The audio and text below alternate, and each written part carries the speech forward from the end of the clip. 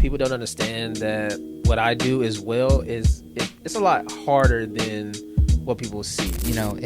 You're an overnight success within 10 to 20 years. Yeah. People just see the now. They don't see Sure. the grind and the hustle and the blood and the sweat and the tears that went over into it for decades. You can't just stick your toe in and then Right. you just gotta plug your nose and jump. I always feel like I had this plan B, and God really slapped me in the face of why don't we just really make it an amazing plan A and you never have to worry about a plan B. Right.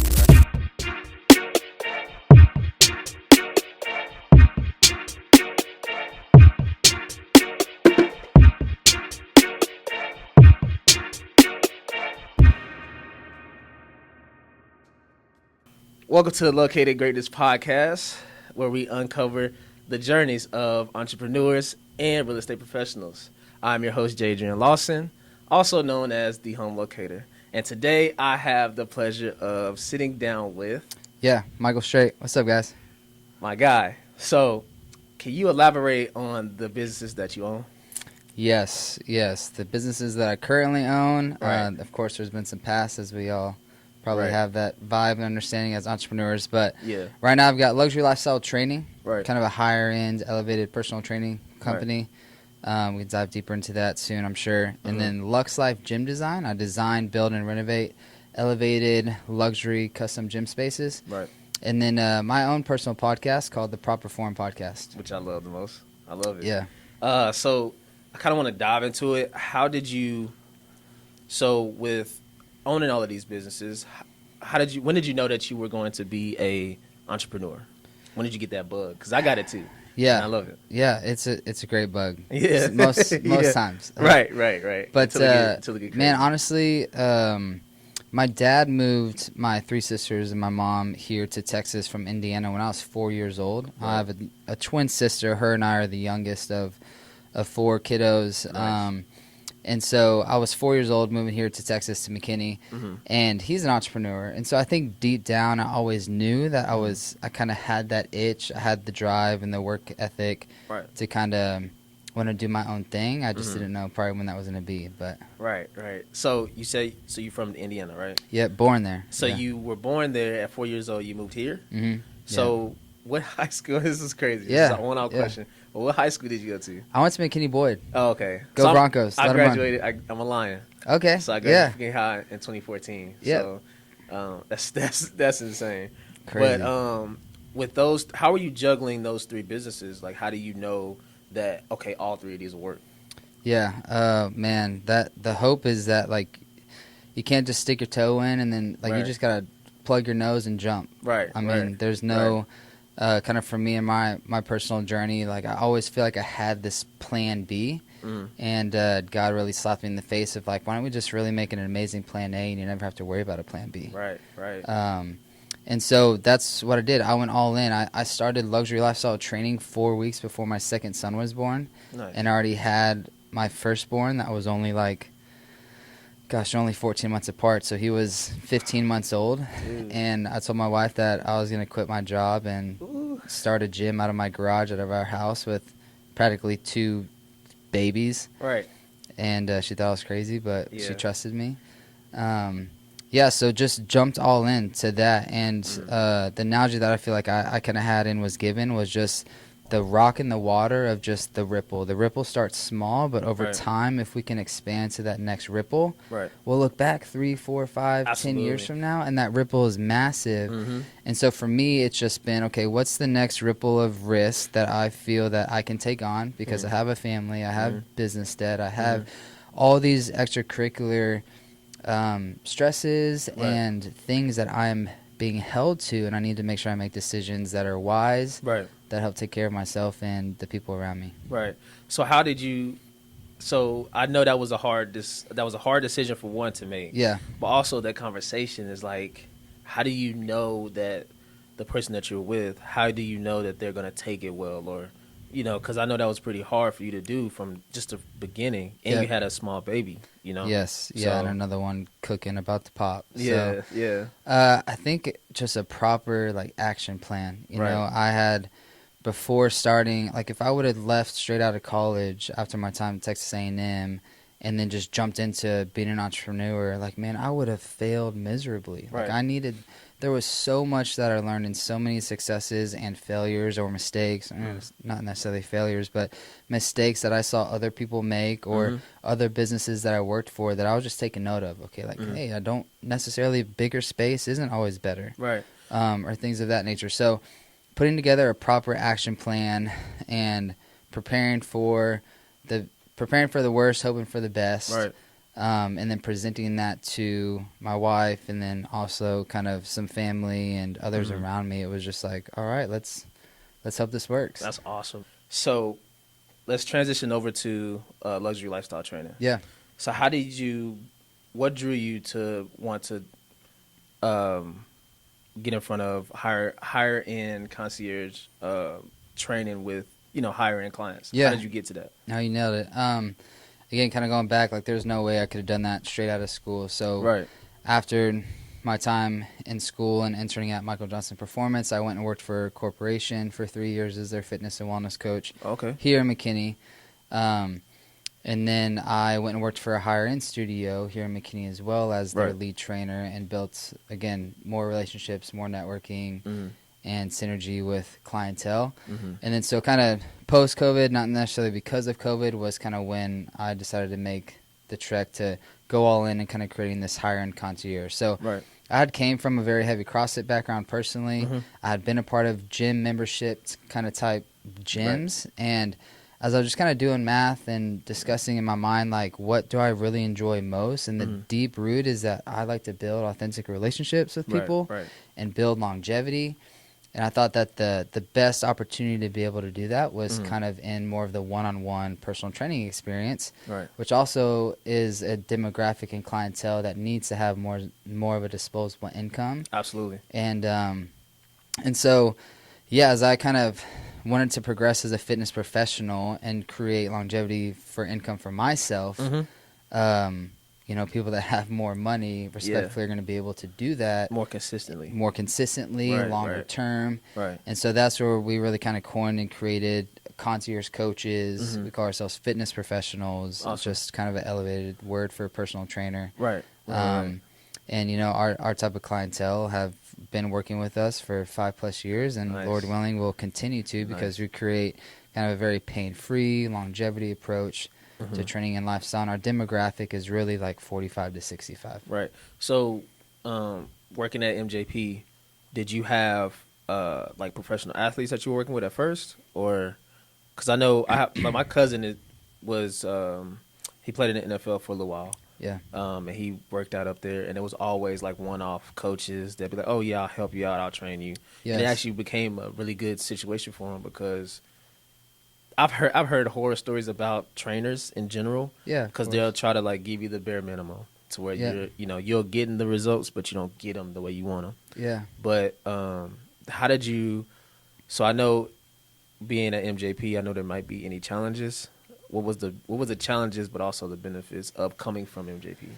Yeah, I actually just finalized my last semester of school before I graduated from A&M at Michael Johnson Performance. So I was an extern, just like an intern. Yeah. So an internship piece, and I actually trained there as an athlete too when I was younger. And going back to kind of what you said, there's so much grind in like the season and off season and combine prep. And it's just that constant hustle to like find the kids, find the students, find those collegiate and competitive to pro athletes, and get them in to do, the programs and whatnot. And just, again, as I kind of just started to sift through like just what I wanted to do and what I didn't want to do, I really honestly didn't enjoy kind of that constant hustle. Right. I mean, there's hustles in different ways of what I do now, but if that makes sense. Right. It's the way that you want to do it versus doing it for a corporate, like, quote unquote corporation in this sense. Yeah. You want that grind to be beneficial for yourself, because obviously you want it to own your own. And kind of like, build that. Yeah, and just even going into like membership based gyms that are charging, there's massive gaps now, anywhere from Planet Fitness 24-hour $10 to $50 to even bigger spaces that have amenities $200 to $400. And it's like I can focus on building deeper relationships with 50 to 100 clientele that are paying a higher premium possibly into the thousands, versus having 500 members that are just paying 100. And it's like, I'd rather have more quality and deeper relationships than just more quantity and numbers all over the place. Yeah, because you know the person, right? Yeah. You know their story and what they want more personally versus, hey, this gym is open, just come in and work out. Exactly. So how do you ensure that consistency? I mean, I know that we said that, obviously higher end is a lot more consistent. But how did you ensure that? Do you have contracts? Do you have just the word of mouth? Like, how do you do that? Yeah, we actually, we try to, like the KISS analogy, keep it simple, stupid. We really try to focus on our lane of being great, trustworthy personal trainers. I mean, we don't have contracts. We don't have initiation fees. We do have packages that clientele can buy, which does commit them to a longer-term training program. But again, going back to kind of that clientele base, like what they really value the most is the time of respect and the respect of professionalism, in the sense of like, they know this concierge coach or personal trainer has their best intention on their mind. They're gonna not hurt them within the movements. We do movement screenings and assess people's range of motion with all of our clients. So I know exactly the way people's shoulders, hips, knees, ankles move, and I'm gonna dictate the program regimen based off of those strengths and weaknesses, and also implement some corrective exercises for their warm-up and their cool-down to set them up for success. And so they really appreciate that. That's dope. That's dope. Did you play football? I did. Oh, okay. Did you play in college or no? I did not go play college. Oh, okay. Yeah. Okay, because, I mean, Boyd it's like, I mean, it was a lot of athletes that came out of Boyd. Oh, yeah. What year did you graduate? I was 2011, so we had some strong athletes like 08 to 2012. I mean, shout out to the Driscoll brothers.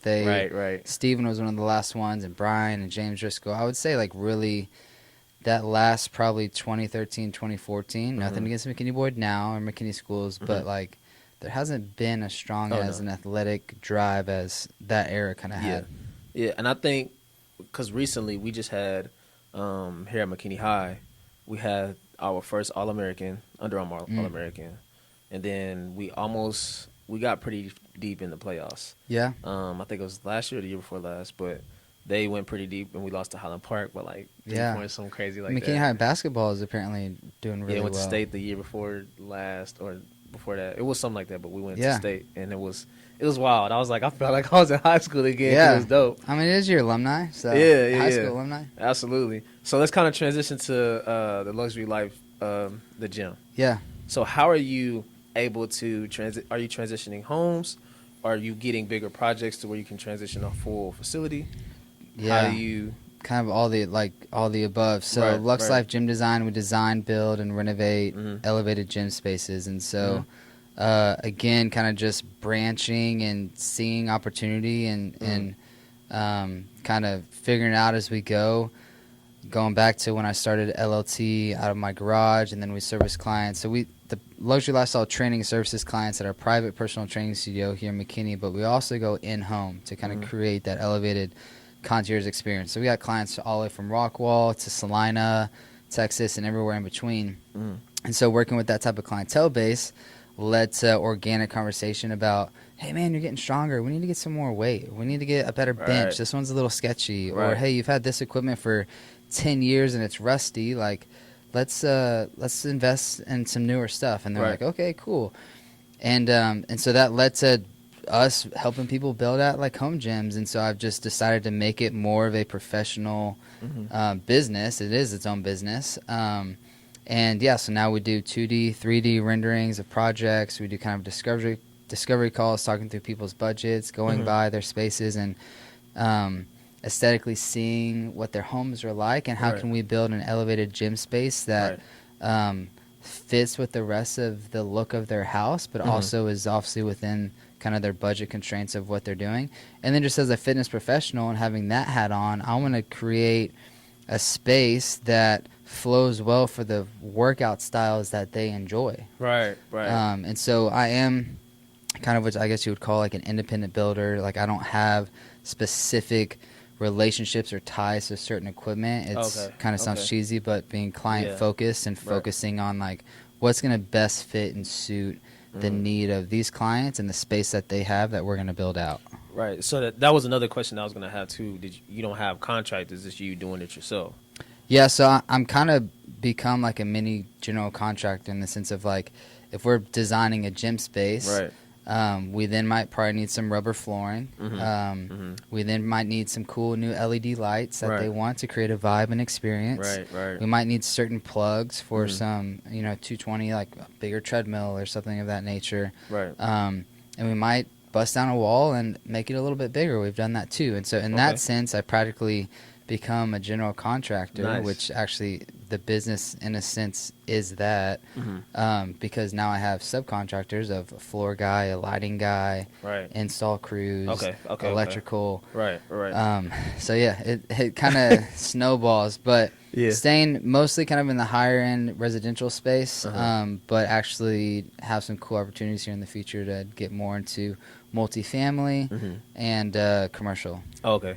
So do you ever have to like hang anything from the ceiling to where you have like an inspector come in and check it out? Or have you had to do anything crazy like that yet? Great question. No, I did kind of help consult a close friend, old business colleague of mine, on some equipment, and he has a townhouse, and he actually put a cold plunge and a sauna on the second floor and has equipment and weights. Ooh. And he brought in like a loading specialist to make sure that the load of that second floor could sustain the weight. I was gonna say, and he actually ended up cutting open that first floor ceiling and adding in additional support to support the weight for that second floor. Maybe a little overkill, but rather be safe but it's than smart. sorry. Sitting in your cold plunge upstairs and then just falling through the ceiling would probably be an horrible experience. Yeah, that's a wild one. But yeah, and then there's another huge project we're working on right now, that our clients are very cautious and caring about, like low EMF, with their lighting, and it's a whole rabbit hole that we could go down. But we brought in a lighting specialist that is helping with the communication with our electrician and just the type of lighting that we have to make sure that it fits the quality and care that the clients have. And that's a whole another thing that I didn't know anything about, but having a great network and synergy partners, you go to the guys that know what they're doing, and they help you figure it out. Yeah. So what is the importance of networking in this sense? Yeah. I had a question, but I need to know that. Like, as far as the networking piece of what you do, where do you go? Like, how do you find the people that you already work with? Is it word of mouth or? Dude, it's as an entrepreneur, like you gotta be like a business farmer. Like you 100%. Have to just plant as many seeds as possible. 100%. I mean, Alex Ramosi, and a lot of those other business guys out there talk so much about just the more that people know about you, the more opportunity you have, Lord willing, the more customers you'll have, purchase. And I'm in an amazing networking group in downtown McKinney called the McKinney Downtown Network Group. I've learned a ton. I've been able to build great synergy and relationships and partnerships with other businesses that are kind of within the space that I need for the gym build side. And also it's not always about trying to get them to buy into or get services from your business, but to educate them enough to build a relationship with them enough authentically that when someone does bring something up, absolutely, and their network, their friends, their families, their colleagues of something that they need, they think of you as the first person that they should go to. Absolutely. And that's how, great opportunity lies. Right. And I say the same thing about being a realtor too. You have to make sure that you're in people's faces, not necessarily in a crazy way, but you have to be known that, hey, this is my guy. This is, that's why I make so many silly videos and, I love doing it.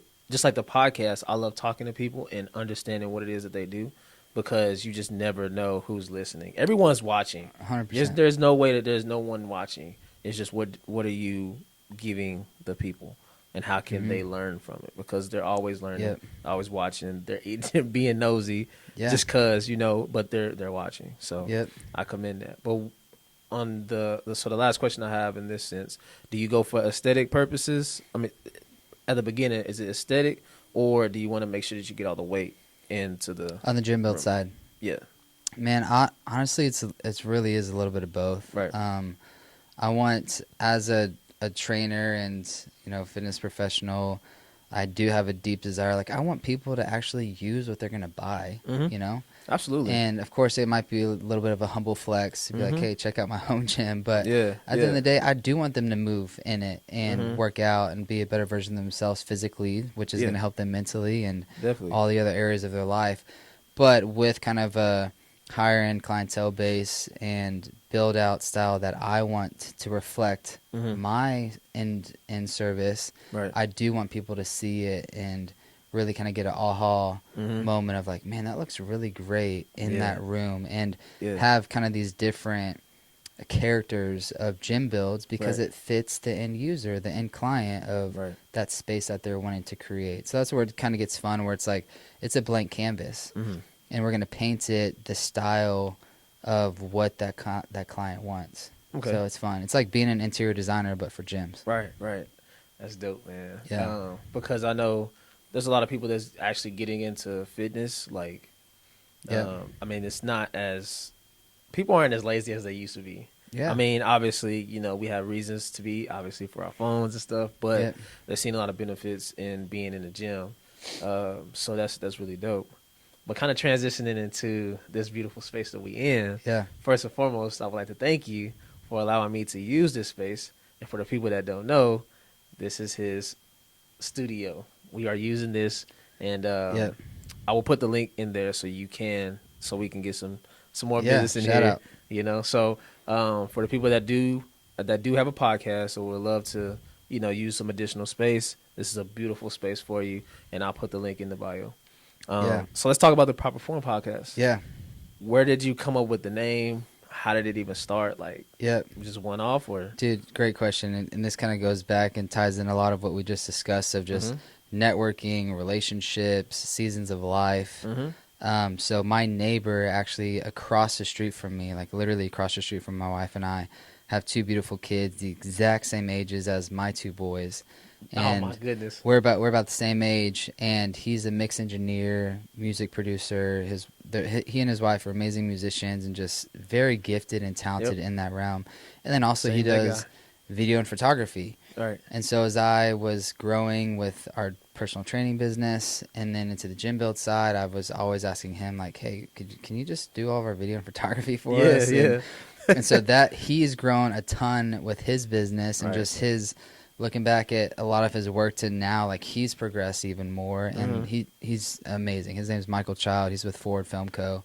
Nice. And so we started talking about creating a podcast that I wanted to, and again, not necessarily because I really don't want to talk about fitness. I want to talk about entrepreneurial journeys, people's stories. Absolutely. Get to learn more of like where they've come from, triumph to success or trial to success, and really share all of that kind of stuff. And so we talked about, we got this office space and we had this room as kind of a conference room, and we had these 3D tile walls. And it just came together perfectly. And I was like, man, what if we just make this side of the room like the podcast studio? Right. And Michael Child, my buddy, he's the one that actually came up with the name. He came up with the Proper Form, and we threw back and forth names, like 20 different kind of names. And I was like, and then he threw out the Proper Form, kind of like going back to fitness. Right. And I was like, bro, I love that. And he even created the logo too for me. So he's a beast. He does all my video and photography and all of my podcasting stuff and my short form. And then, man, we were like, there's a website called Peerspace that is like an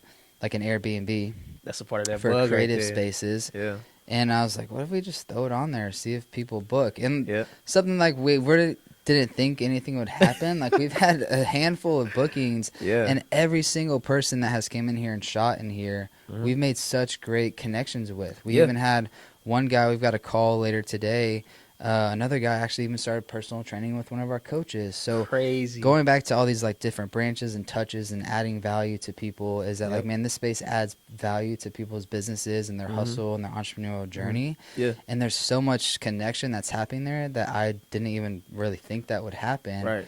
Where like it just creates this kind of like suction or like just like foundational respect of people coming here and creating stuff and using the space, and Mhm. it's just been awesome to be able to use that and let others use it, and also bring my podcast to life. Right. Nice. And how do you choose your guests?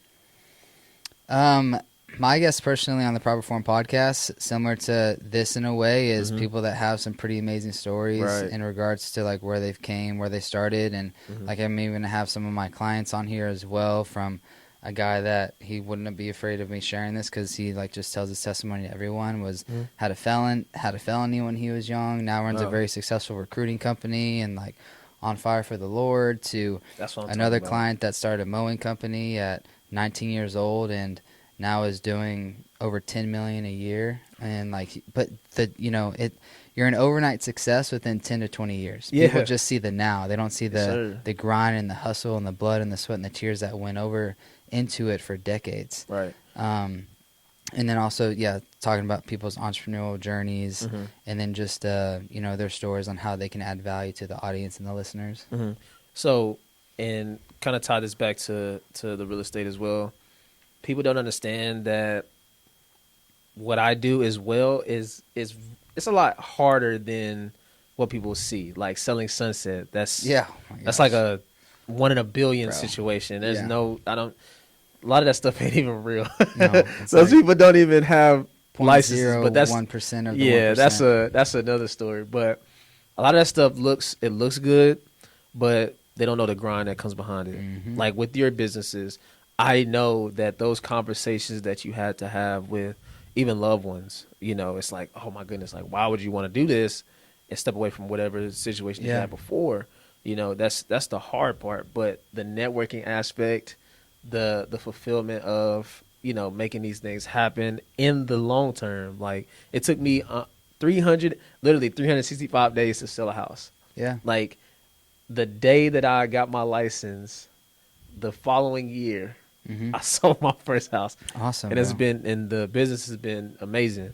But people have to understand to stay consistent, like we said before, staying consistent in these situations and just continue to prosper. So I know I kind of went on a rant, but I wanted to just say that. That's good. But also, when it comes to your Proper Form podcast, how do you choose your conversations? Like, is it just like, this is how I feel, I want you to talk about this today, or is it something that you kind of go, do you send them questions before? Yeah, like so that? kind of the layout of my podcast, I try to keep it between 40 to 60 minutes. We we post an episode every 2 weeks on Apple Podcasts, Spotify, YouTube. And then even going back to like what defines success for me on this podcast. Is it views? Is it listeners? Right. I mean, to be completely honest, some of our YouTube videos have like 2 to 10 views. But our short form reels that we post on Instagram, we have way more interaction and impressions. And really at the end of the day, it's a vehicle of a networking opportunity for me to be able to connect with other great synergy partners, entrepreneurs, people that align with my brand and my businesses and my character and personality. Right. So that when we collaborate with them on their social media, on their podcast that they had on with us, now we're getting into a whole new network and audience that we didn't have the opportunity to before. Absolutely. And so that's a huge hope, of course. But kind of the layout and the outline of the podcast within the 40 to 60 minutes before every episode, before they come on, I ask them to send me 3 to 5, maybe a little bit more things that describe who they are. Like, key components of them. So like mine might be man of God, husband, father to 2 crazy little boys, fitness business owner, entrepreneur, podcast host. And then that cultivates, so when my guests send me those things, it kind of gives me a little bit more insight into who they are and who they are, where they've been and where they're wanting to go. That's kind of something I say a lot on my podcast. And I just use that as kind of my outline to dive deeper and then pull out and draw out kind of some deeper things during our conversation or interview that some people may not know about them unless they had a deeper conversation with them. And then at the very end, I ask, based off of who you are, where you've been, and where you're going, what's a few last key touches that could add value to our audience. And then, that allows them to go a little bit deeper as well. Nice. So whenever you're having these conversations with, and I'm sure you've had friends that you're, pretty close with come onto the pod as well. how, since you started the podcast, how has your vision changed on just being a professional in general? Because I know Hmm. they have really good conversations and they share a lot. So how is it, as far as how does it align with yours? Like some people Yeah. come on here and they'll have a totally different perspective of their entire life than you do. And Yeah. they'd be like, oh, wow, I kind of feel that, but I never really thought of it that way. Yeah. So. Yeah. I mean, respectfully, at the end of the day, it is my podcast and the vision that I want for it. So I do want it to align. I want the guests I'm having on to align with Right. my audience and kind of the image and the look that we want to put out, Absolutely. and to draw them in with some of the trials and successes of their stories and their authentic ways that they're willing to share. Right. But then also being kind of strategic a little bit in the sense of really having some things that they've gone through that people can relate and connect to. I think a phrase or something I've heard or said before is, if we can educate, inspire, and then there's one more that we can do for our guests. Like those are three great things, Right. to kind of help draw people in, draw an audience in to listen and want to hear and learn more. Awesome. So let's kind of go on the personal side a little bit. As far as challenges go, how are you able to balance work and being, working home? Because you have two kids, Yeah. married. How is all of this? Because I know it takes a toll at first, Yeah. But how are you able to balance all of it? Man, it is not easy. And if anyone out there says they've got it figured out, No way. I would have some caution there. Yeah. I would want to know what phase of Yeah. that they're in Right. regards to kind of their journey. But man, it just comes down, and I'm not good at it. I'm not perfect at it. I probably fail almost every day, of just the communication. I mean, even being on this with you today, I let my wife know. I usually will go home most Monday afternoons, so my wife can go work out and run some errands and do some things that she needs to do. Well, I wasn't able to do that today because I have this, and then I also have a really important meeting that this afternoon that can create some opportunity for us on the business side. Absolutely. So I did my best to communicate that last week and said, hey, I got this stuff on Monday. Right. Can I adjust these things? Are you okay with it? And she was like, totally fine. Don't worry about it. That's awesome. And so man. trying to be as communicative as possible. Absolutely. I've got a networking event that I'm going to do on Thursday night. Well, Thursday evenings are kind of like a non-negotiable for our family, where I'm usually off a little bit early Thursdays. My wife is home with the kids on Thursday. So I try to get home as soon as I can, between like 3, no later than like honestly 4 or 4:30. So we can maybe go do a fun picnic or a date, or take the boys out to dinner and play at the park. Yeah.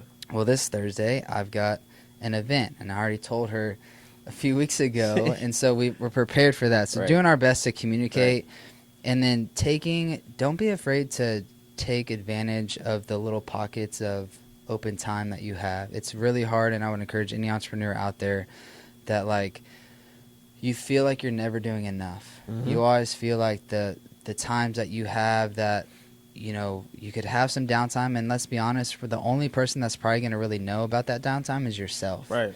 But like, you're your own biggest critic. 100%. Your internal self-talk is just, be really aware of that being positive or negative. And I had an opportunity to go grab coffee with one of my best friends this morning. Nice. And there's like this kind of pro and con. Like, part of me is really glad that I did that, because we haven't had that in a few weeks, and we always try to meet, and we get so much value from talking business and life and all of that. But then the other part of me was like, man, I could have spent that time finishing payroll, or going back home and doing breakfast with the kids, or you name it. But it's like, just being intentional and grateful for those pockets, and taking advantage of that in the way you feel most led, and just being okay with that decision. Right. So I would say, what would be and also what you said. So like, my Thursdays are pretty Thursdays and Saturdays, because I'm a little league coach. Yeah. So I love kids. I love the kids. That's man. awesome. Yeah. So my Thursdays, my Saturday mornings, majority of the time, it's all booked up. So people that I may, have friendships and stuff with, it's kind of different whenever you have friends and stuff. Like in my situation, since I'm single with no kids just yet, Yep. it's still a lot to juggle because you be like, you have you have friends and stuff like, oh, let's go do this, this, and this. And Yeah. I'm like, I can't really do that because one point, I have a few kids on my team that I mentor, so I have these conversations with them and make That's sure awesome. that they, Yeah. So what advice would you give to business owners that's in the exact same position that you're in, or maybe even in my position? What would you tell them? Yeah. Going back to kind of what you just said, I think it's awesome that like you do little league coaching Yeah. and you mentor some of those kids. Right. I think it is for anyone, especially business owners, entrepreneurs, to be pouring in to people underneath you, whether that's through kids or maybe a younger professional that isn't where you are yet, based off age and experience, but also being poured into. Like it's just the analogy of like cups just being poured into deeper cups. And either one. yeah, so like have someone pouring into you. I've got kind of business mentor coaches, I've got spiritual leaders too, and like all of those things just add value, and then do the same thing, add that to others. I would highly encourage that. It keeps that mindset of just like purity and appreciation and gratitude as you do it, and also in a way gives you a lot of drive to continue to do the things you do with the passions you have. Right. And then for entrepreneurs, kind of going back to what I just said, like just don't be so hard on yourself. Absolutely. I mean, look in the mirror. I say the same thing. And really a great thing that one of my kind of mentors says is create space. Like go into a room with a big whiteboard, turn off your phone to do not disturb. Right. Maybe invite someone in to help mediate the process of the path that you're trying to accomplish in that moment. But give yourself at least 60 minutes, maybe even 2 to 3 hours to like just brain dump. I think as entrepreneurs, we have so much vision and idea and drive and excitement, and we just let it like backfill in our brain, and then it creates all this anxiety and ADHD where we like start doing 5 different things at once, and then we go back to it. And it's like if you can just create space once a week, once every 2 weeks, once a month to brain dump what the next 90 days, 30 days need to look like, and what's going to give you, appreciation or success for that. That helps so much. Just like get it out of your brain, write it out, and then just start doing what we're good at, and it's driving the needle forward. Yeah, I'll say the same for me because that's how. And I wish I had this like 7 months ago. Yeah. So I started this podcast in January. And I did like 5 episodes, and I was like, okay, I have this vision. This right here was my vision. But this was like 9 months ago, but I started doing so much. I put so much pressure on myself. Yeah. Me and him was going out and taking videos. Like I take videos of houses, just kind of dumping everything. Yeah. Not even onto him, but myself as well. Like, Yeah. I get to a point to where I really want it to work, so I'm like honed in, and I get like even agitated with myself because I'm like, okay, why are we not getting this done? Why is this not done yet? Because I'll probably have 3 houses under contract, but then I'll be thinking about this, and then I'll have something go wrong over here. So it's a lot. So definitely making sure that you're writing and get it out of your system. Well, and so much of that pressure that you put on yourself was just from you. Yeah, it's like absolutely. other people weren't. Nobody else that. is thinking about that. And so as owners and entrepreneurs, we tend to do that. We like. I define it. I just got off a call with one of our coaches this morning about a guy that's wanting to come in and train, and he's thinking about maybe getting a membership somewhere else.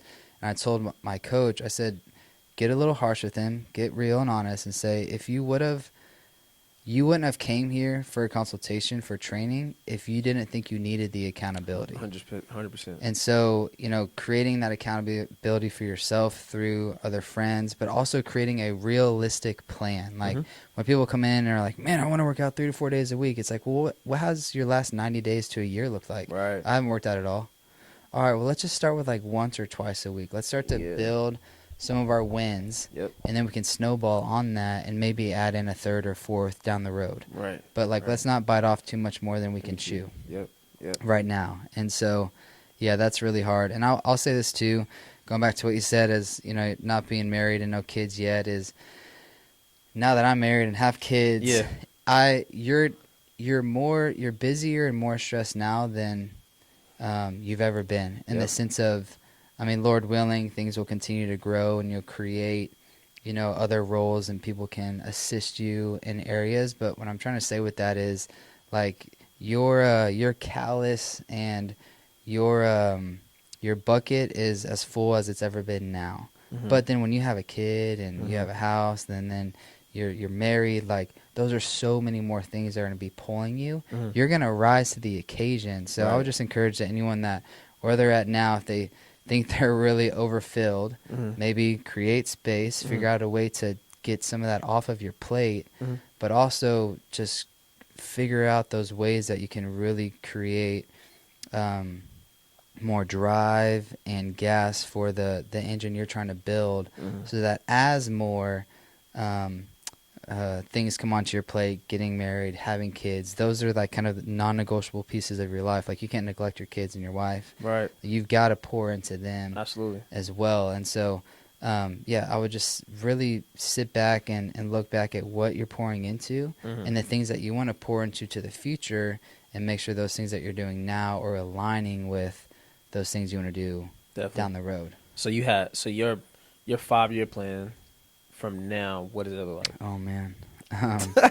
Yeah, golly, 5 years I'll be like in my late 30s, and man, 5 years from now, what would define success and just gratitude with everything is the personal training business to be consistently profitable with our cares, and to have more of a kind of a day-to-day process.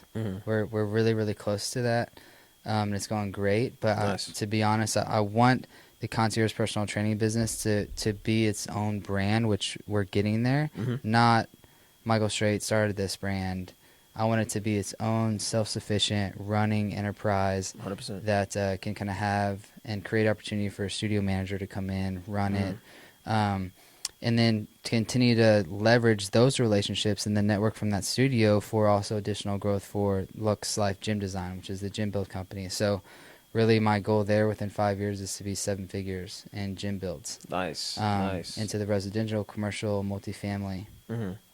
Just because kind of that, if someone called tomorrow and wanted us to build 10 gyms and it'd be $1 million of work, we could do it. Like, I've got the capacity. I've got enough subcontractors and workers that, like, that's possible. That's very, very doable. Awesome. And so to make the gym build business 7 figures, and then again, just continue to leverage the relationships and networking opportunities through the podcast to assist with those businesses. Awesome. So what, just kind of on a wrapping up piece, can you give the people a breakaway as far as about your, for your greatness? What is a breakaway for you?